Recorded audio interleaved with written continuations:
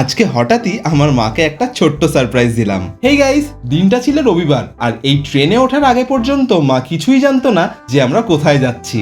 আসলে বাকি 5জন হাউসওয়াইফের মতোই আমার মাও সারাদিন সংসারের কাজ করেই দিন কাটায়, আর এমনিতেও বাড়ি থেকে খুব একটা বের হয় না আমার মা এর আগে কোনোদিনও ডায়মন্ড হারবার যায়নি, তাই ভাবলাম রবিবারের বিকেলে কাছাকাছির মধ্যে এর থেকে বেস্ট আর কোনো জায়গা হতেই পারে না।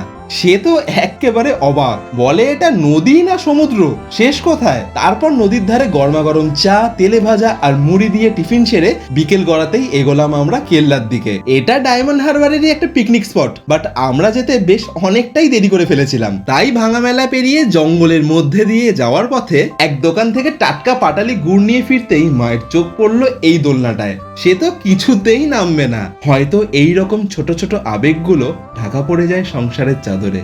আজ আমি খুব খুশি, মাঝে মধ্যে এরকম সারপ্রাইজ দিলে মন্দ হয় না।